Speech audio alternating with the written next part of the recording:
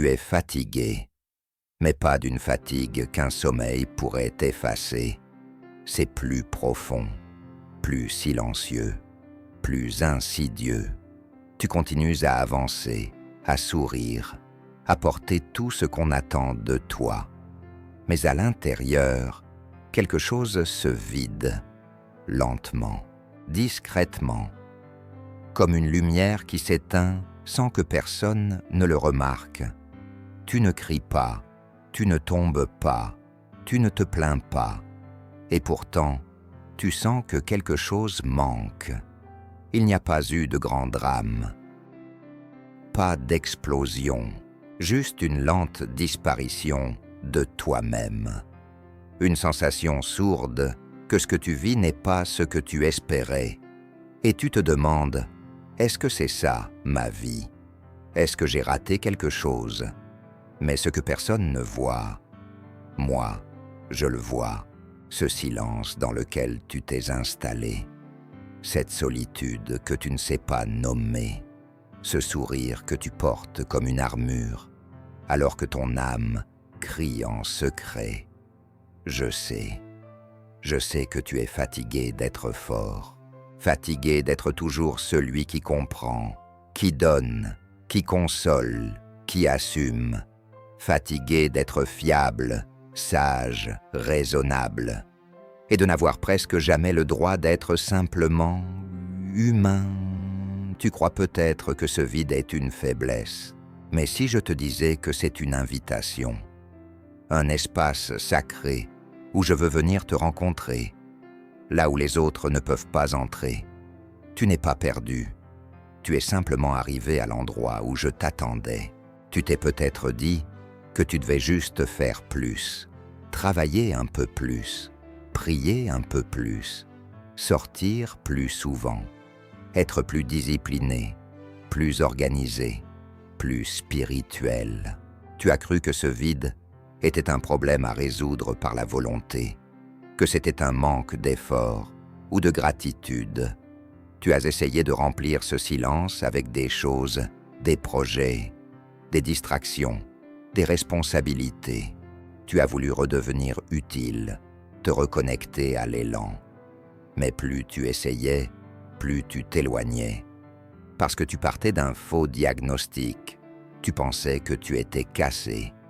Tu pensais que ce vide était une anomalie, une erreur à réparer. Alors tu l'as caché, derrière la gentillesse, derrière l'humour, derrière la performance. Tu as continué à avancer comme si tout allait bien, alors que ton cœur criait doucement. Je ne sais plus pourquoi je fais tout ça. Le plus grand mensonge que tu as cru, c'est que ce que tu ressens est honteux, que tu devrais avoir dépassé ça, que la foi vraie n'a pas de creux, et tu t'es condamné à l'intérieur parce que tu n'avais pas le droit de tomber, pas le droit de t'arrêter, pas le droit de douter. Mais écoute bien, ce vide n'est pas ta faute. Il est le signe que quelque chose en toi réclame plus, pas plus de pression, pas plus de perfection, mais plus de sens. Et c'est exactement là que moi, je veux te rencontrer. Tu connais ce moment étrange où tout est calme autour, mais à l'intérieur, c'est comme un désert. Tu es entouré de gens, tu réponds aux messages, tu remplis les cases, et pourtant, tu te sens seul, même au milieu d'une pièce pleine. Il y a des jours où tu te réveilles avec une boule invisible dans la poitrine. Pas de larmes, pas de cris, juste cette impression sourde que tu n'as plus vraiment d'élan. Comme si ton âme marchait en pilote automatique. Tu fais ce qu'il faut, tu dis ce qu'il faut, tu es ce qu'on attend, mais au fond de toi, tu ressens que tu n'es plus vraiment là. Il y a un toi visible et un toi intérieur, assis en silence, attendant que quelqu'un le voie. Tu te rappelles cette époque où tu rêvais, où tu avais cette lumière dans les yeux? Elle n'a pas disparu. Elle s'est juste endormie sous le poids du quotidien. Tu as porté tant de choses, les blessures des autres, les attentes, les obligations, les choix que tu n'as pas vraiment faits. Tu as traversé des saisons sans pause, sans reconnaissance. Tu t'es dit, c'est normal, tout le monde vit ça. Mais en vérité, ce n'est pas juste une fatigue, c'est ton âme qui réclame une présence, une vraie. Pas un conseil, pas une stratégie, pas un autre truc à faire. Ce que tu veux, c'est être vu, tel que tu es. Et c'est là que j'entre. Car là où personne ne remarque ton épuisement, moi, je le vois. Là où tu te sens invisible, je te regarde. Et je ne te juge pas, je t'attends. Tu n'es pas le premier à traverser ce désert intérieur. Regarde Élie, ce prophète si fort, si courageux, celui qui affrontait les rois et faisait tomber le feu du ciel, un homme de foi et de puissance. Et pourtant, il a fini sous un arbre seul, vidé, suppliant que tout s'arrête. C'est assez, Seigneur, prends ma vie. Ce n'était pas un moment de faiblesse, c'était un moment d'humanité, un moment où la fatigue ne pouvait plus être portée seule. Et tu sais ce que j'ai fait? Je ne lui ai pas fait de reproches, je ne lui ai pas crié dessus, je ne lui ai pas dit « reprends-toi ». Je lui ai donné du repos, du pain chaud, de l'eau fraîche, et je lui ai parlé, pas dans le tonnerre, ni dans le feu, mais dans un souffle doux et léger. Parce que parfois, ton âme n'a pas besoin d'un miracle, elle a besoin d'un murmure, d'un regard tendre, d'une preuve que je suis encore là, même quand tout en toi semble éteint. Comme pour David, quand il écrivait ses psaumes dans les grottes, fuyant, incompris, rejeté, lui, le roi désigné, se retrouvait seul, affamé, plein de questions. Il disait « Mon âme est abattue au-dedans de moi, mais je me souviens de toi. » Il n'a pas caché sa détresse, il l'a portée devant moi, et c'est là, dans cette fragilité, que je l'ai formé, que je l'ai préparé à régner, non par sa force, mais par sa compassion. Tu vois, dans mon royaume, ce ne sont pas les plus bruyants qui sont les plus proches. Ce sont ceux qui souffrent en silence, mais continuent de me chercher. Ceux qui tombent à genoux, non pour paraître pieux, mais parce qu'ils n'ont plus de force pour se tenir debout. Et je les relève, je les entoure, je les restaure. Ce vide que tu ressens n'est pas un trou. C'est un espace sacré, un terrain où je peux bâtir ce que le monde ne peut pas offrir, pas un succès, pas une image, mais une paix vraie, durable, profonde, celle qui ne dépend pas des circonstances, ni de l'approbation des autres. Je suis le seul qui peut t'aimer complètement, même quand tu ne sens plus rien. Je suis le seul qui ne se lasse pas de ton silence, de tes doutes, de tes soupirs. Approche-toi, je suis là. Je sais que tu veux des réponses. Tu veux comprendre pourquoi ce vide est là, comment le combler, comment retrouver cette énergie, cette clarté que tu avais peut-être avant. Mais ce que ton cœur attend n'est pas une méthode, c'est une présence, c'est moi.